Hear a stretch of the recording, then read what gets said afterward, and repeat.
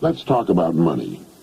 Men and women have been concerned about money since the first coin was fashioned in Asia Minor about 700 B.C. You might say that money's like good health, in that we're concerned about it to the extent that we don't have it. The purpose of this message is to get down to basics, to clear the air surrounding the entire subject of money.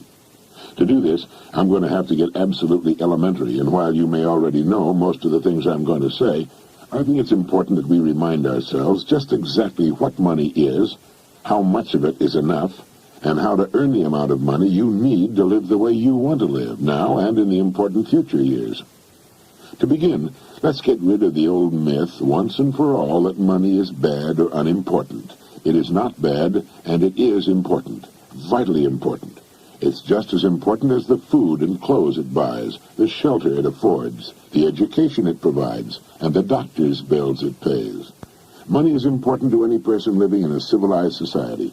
To argue and split hairs to the effect that it's not as important as other things is absurd.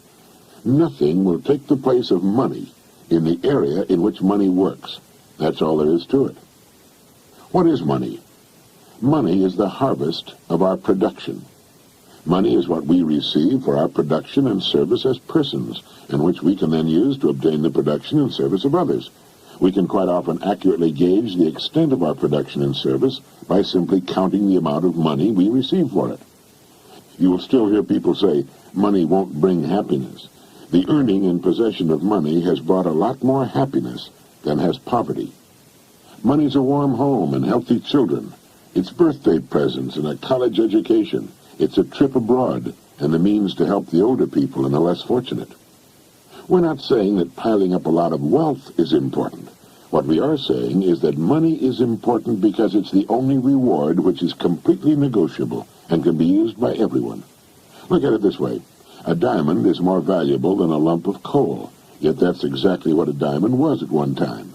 And just as a lump of coal can be transformed into one of the world's most valuable objects, a human being can vastly increase his own value to the world. Try to remember this formula.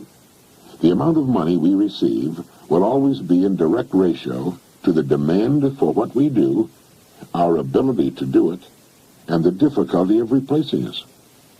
A highly skilled human being is worth more money in our economy than a person who is not highly skilled and who can be easily replaced.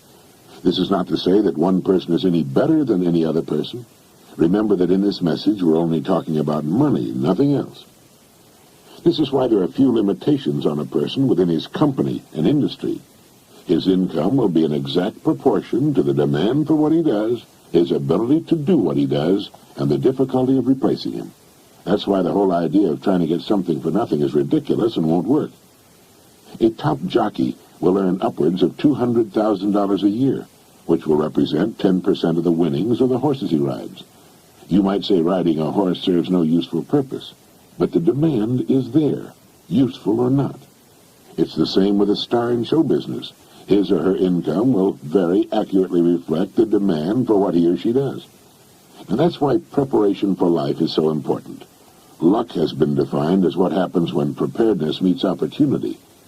A great opportunity will only make the unprepared, the unqualified, appear ridiculous.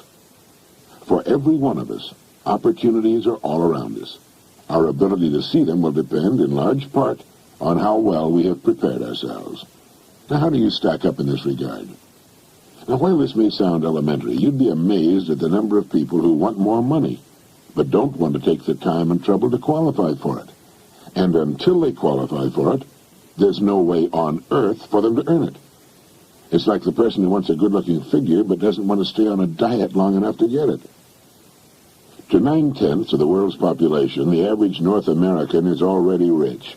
There's a greater difference between the standard of living of most of the world's population and our average worker than there is between the standard enjoyed by our average worker and the richest man in the country. Our working man has just about everything the wealthiest man has, only smaller. He has a home, car, often two of them, radio, TV, savings account, debts. They're just smaller. His food is as good and just as plentiful. His bed is just as comfortable. His home is just as warm in the winter. He has exactly the same amount of time and just as much, maybe more, freedom. His life expectancy at birth is 70 years. For the rest of the world, on the average, it's less than 40.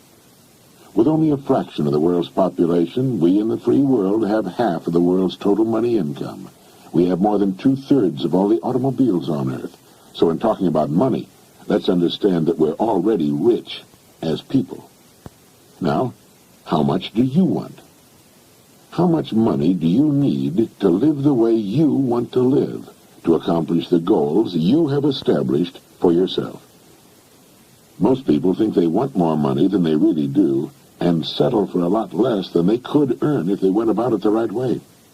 The world will pay you exactly what you bargained for, exactly what you earned, but not a penny more. You remember the poem that goes, "I bargained with life for a penny, and life would pay no more"? Well, that's about it. We will receive not what we idly wish for, but what we justly earn. Our rewards will always be in exact proportion to our service. If you don't like your income, you must devise ways and means of increasing your service. And this is an individual thing. No one can do it for you, although you can get ideas from others. Your service must come out of you, your mind, your abilities, and your energy. A strong man cannot make a weak man strong, but a weak man can become strong on his own by following a specific course of action for a sufficient length of time. And a man who's already strong can become a lot stronger. It's the same with this business of money. A man who refuses to do more than he's being paid for will seldom be paid for more than he's doing. You may have heard someone say, "Why should I knock myself out for the money I'm getting?" Now, it's this attitude which, more than anything else, keeps a person at the bottom of the economic pile. He doesn't understand that only as we grow in value as persons will we receive the increased income we seek. If we try to stand still in our work, and millions do, we'll never know the rewards, nor the joy of accomplishment and the personal satisfaction and peace of mind which come only to the person of unusual achievement. There are two distinct steps we must take. First, we must decide how much money we really want. Once this decision is made, the second step is to forget the money and concentrate on improving what we now do until we've grown to the size that will fit and naturally earn the income we seek. Once we're fully qualified for the amount of money we decide to earn, we'll soon find ourselves earning it. And we'll also discover that with our new powers and abilities, it's no more difficult, perhaps even less difficult, than what we're now doing for the money we're now earning. Now ask yourself, how much money am I perfectly willing to earn, realizing that the amount I earn will be in exact proportion to my skills, the demand for what I do, and the difficulty of replacing me? There are really three amounts of money every person should decide upon. One, the yearly income he wants to earn now or in the near future. Two, the amount of money he wants to have in a savings and or investment account. And three, the amount of money he wants as retirement income, whether he ever retires from active work or not. Now, it's here that most people make a very serious mistake. They never decide on any one of these three amounts of money. If you will decide on these three amounts, and if you will write them on a card to carry with you or put someplace where you can review it from time to time, you will automatically have placed yourself in the top 5% of the people. You will have a plan for your future, a blueprint for future financial accomplishment. You will know where you're going, and if you're serious about it, you will most certainly get there. You see, the trouble with people is not in achieving their goals. They can do that. It's in not setting goals that people get in trouble. They leave it to chance and find out sooner or later, and to their sorrow, that chance doesn't work, that they've missed the boat. It's estimated that only 5% decide on the money they'll earn, and then grow as persons into the size of the incomes they seek. They thus take their lives, their fortunes, and their futures into their own hands as they should, and accomplish their goals right on schedule all the years of their lives. You can do the same thing, and you can do it starting right now. There are two kinds of people where money's concerned. There are the majority who cut back on their wants to fit their incomes, and there are those free spirits in the minority who make their incomes fit their wants. Now, which is best for you? You must decide. Ben Franklin gave us the secret to wealth. He said the road to wealth lies in augmenting our means or diminishing our wants. Either will do, but the quickest way to wealth is to do both at the same time.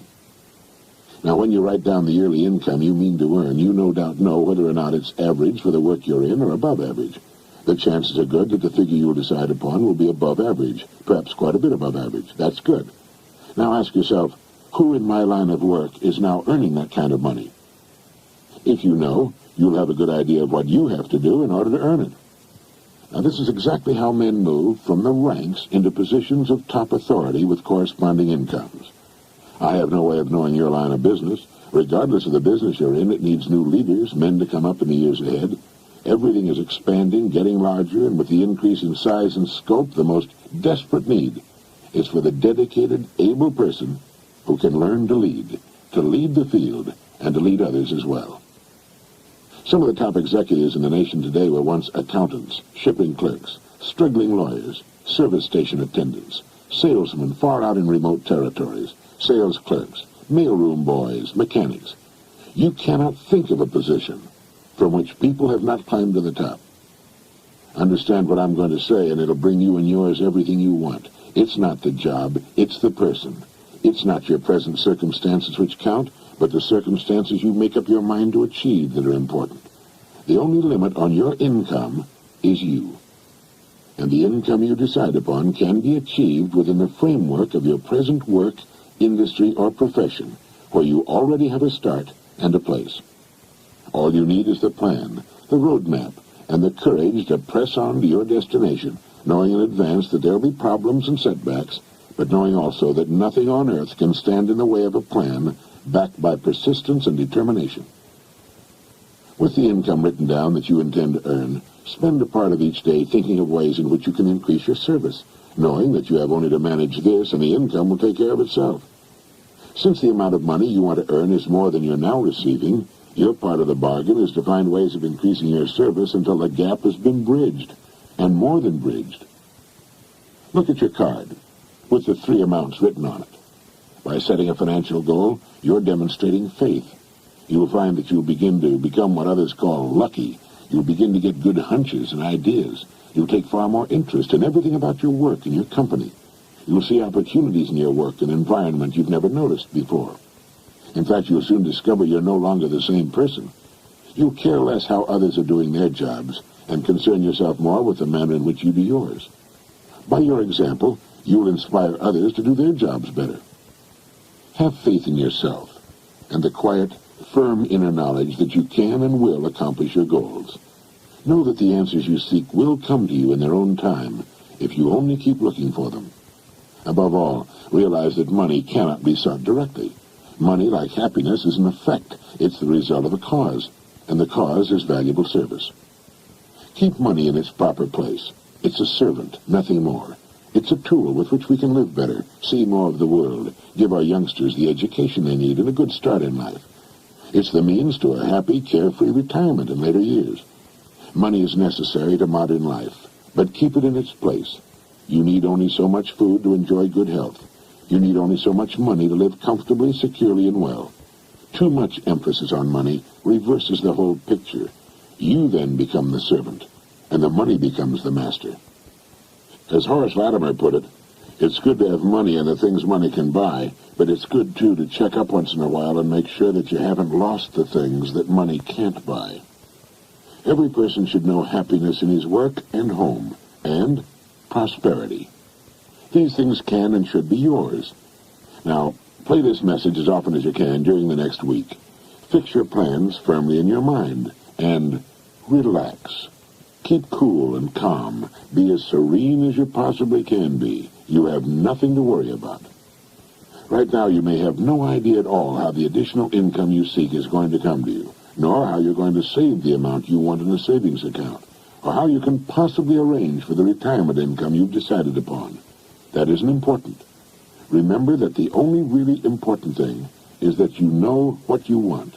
If you do, you must become what you think about. Be realistic about your financial goals, for as you reach them, you can then set higher goals.